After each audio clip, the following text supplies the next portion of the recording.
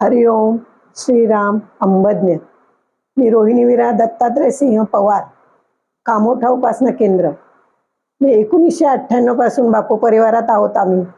मला तसे भरपूर अनुभव आले, पण एक अनुभव मी तुमच्याशी शेअर करणार आहे. मी मागच्या महिन्यात 3 सप्टेंबरला केदारनाथ, बद्रीनाथ, यमुनोत्री, गंगोत्री अशी 4 धाम यात्रा करायला गेले होते माझ्या सासरच्या लोकांबरोबर. तिकडे मला केदारनाथला एक अनुभव आला.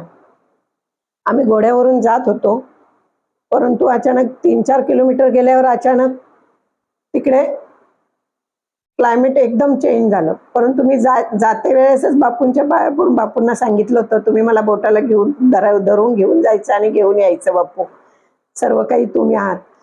त्याच्यामुळे मी बापूंना साकडं घातलेलं होतं आणि बापू माझ्याबरोबर होतेच. हा माझा 108% मला अनुभव आहे आणि श्रद्धा आहे माझी. तर आम्ही गेलो, 3-4 किलोमीटर गेलो आणि अचानक एकदम असे धुक्याचे लोट यायला लागले आणि पाऊस चालू झाला.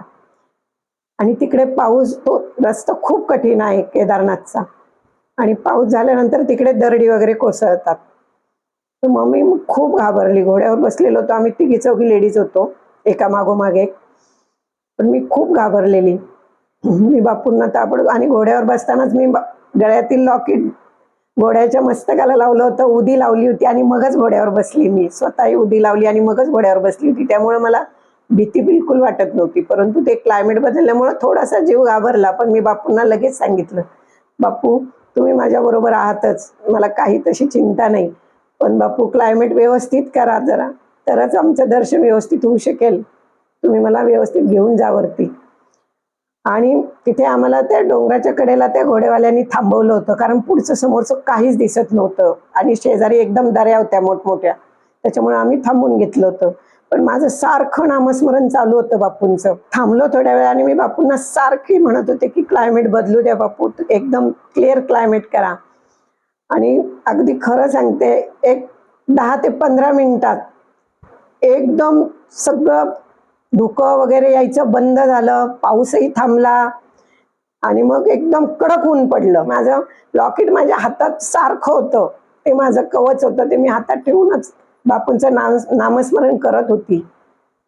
आणि खरोखर 15 मिनिटात एवढं क्लायमेट चेंज झालं, एकदम कडक ऊन पडलं, पाऊस थांबला, धुकं यायचं बंद झालं आणि मग आम्ही पुढचा प्रवास चालू केला. वरती जाईपर्यंत माझं नामस्मरण चालूच होतं, कारण श्रावणातला शेवटचा रविवार होता आणि चौथा सोमवार होता दुसऱ्या दिवशी. आणि 3 वाजता मंदिर बंद झालं, परंतु आम्ही जवळजवळ 4:30ला वरती पोहोचलो. त्याच्यामुळं मग आम्ही दर्शन घेऊन खाली उतरणार होतो, पण ते क्लायमेट चेंज झाल्यामुळं आम्हाला जायला जरा वरती वेळ झाला, त्याच्यामुळे दर्शन आमचं होऊ शकलं नाही. मग तिथं रूम घेऊन आम्ही थांबलो. पण थांबल्यामुळं आम्हाला संध्याकाळची या आरती वगैरे सगळं खूप सुंदर मिळालं. दुसऱ्या दिवशी श्रावणी सोमवार होता, त्याच्यामुळं अभिषेक करून मगच आम्ही खाली उतरलो. परंतु परत उतरताना मला एक अनुभव आला. आम्ही उतरताना समोरून ते पालख्या जातात अशा लाल कलरच्या घोड्यावरून, परंतु माझा घोडा पुढे होता आणि माझ्या मागे 3 लेडीज माझ्या घरातल्या होत्या. परंतु ते लाल पालखी पाहिल्यानंतर तो घोडा घाबरतो वाटतं आणि तो उधळतो, आणि खरोखर माझा घोडा उधळला. मी एवढी घाबरली, मी बापू बापू करत होती.